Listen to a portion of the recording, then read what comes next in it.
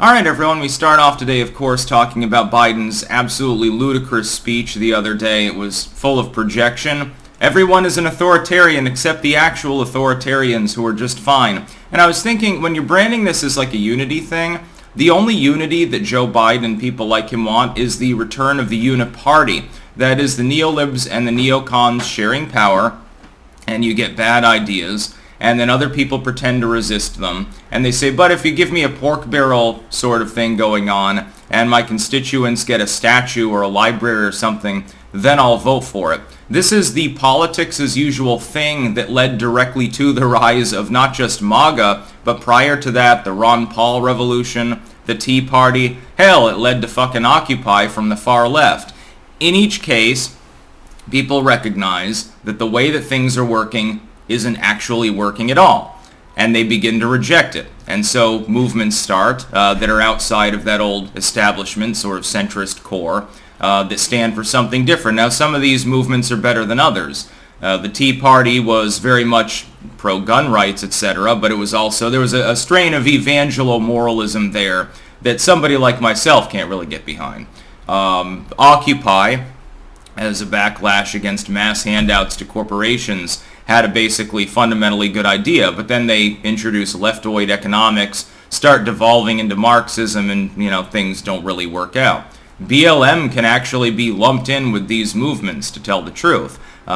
It's not really an organic movement, but the organic sentiment among many of the people supporting it initially was, hey, stop shooting random black people and planting crack on things. Again, it devolves into socialism. But the original kernel of its founding, beyond its Marxist actual founders, beyond the bankrolling class that was involved, the sentiment made sense. It was about police brutality more than anything else. Now Biden, link in the description, you can watch the speech for yourself. It has been badly ratioed. This is one reason why YouTube took down the dislike counter. You can, by the way, get add-ons for basically any browser that you're using, and you can still see those. I think right now it's 10 to 1 or thereabouts. This particular rant, which was carefully staged and included a backdrop that even some CNN anchors had a problem with, that could be an issue, specifically having U.S. Marines behind you during a political speech when the military is supposed to be specifically nonpartisan. That's a problem. There are people in the military who have literally been fired for breaching this, by the way. Hey, warrior fatigues when you were saying something vaguely political. Sorry, but you can't have your leadership position anymore. We're demoting you to corporal. These have happened before. He's got Marines behind him.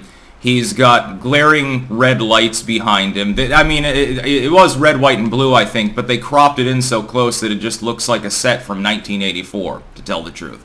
Or one of these other dystopian movies.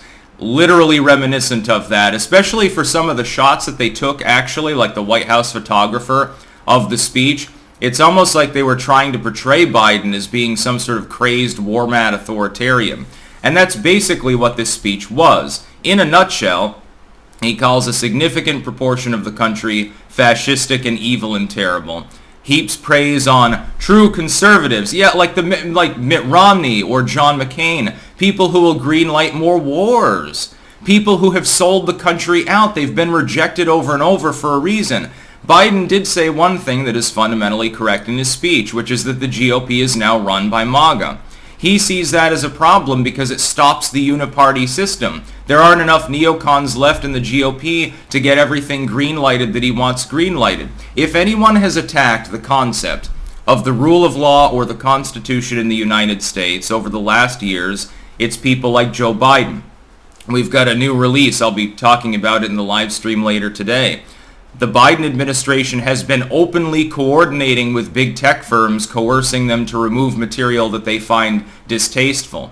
Breaching, by the way, the First Amendment and potentially various other laws under U.S. code in the process. Biden is the authoritarian. Biden is the one that has repeatedly been shot down because he has attempted to do unconstitutional things. Race-based restaurant aid. Race-based aid for farmers, etc., in the wake of coronavirus lockdown specifically, etc.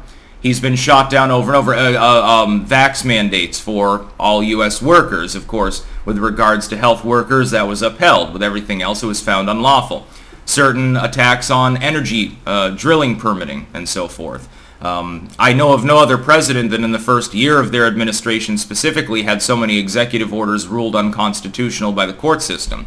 Biden's answer is in juxtaposition to something else that he said. He says, well, these courts were stacked with evil MAGA justices.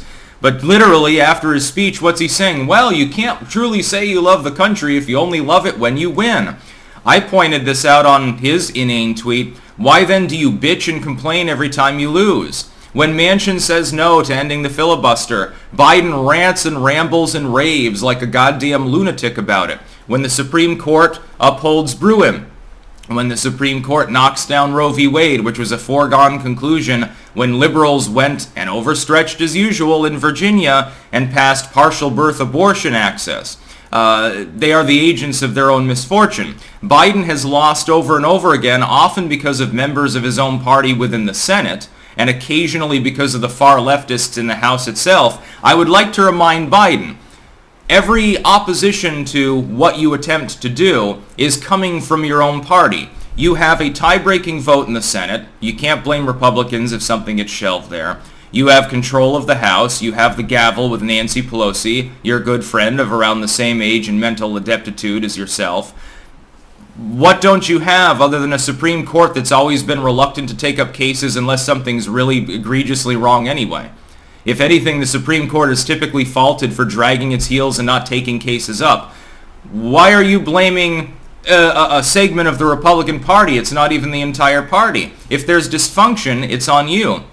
You are the one who is casting off a significant proportion of the population as being subhuman or reprehensible or fascistic and wrong without any real underlying basis. Usually you don't even bother detailing why you think that. Your fans gobble it up, and right now they're endorsing the absolute cringe dark Brandon meme. Oh my God, here's a carefully cropped picture of Biden with a red backdrop and Marines behind him.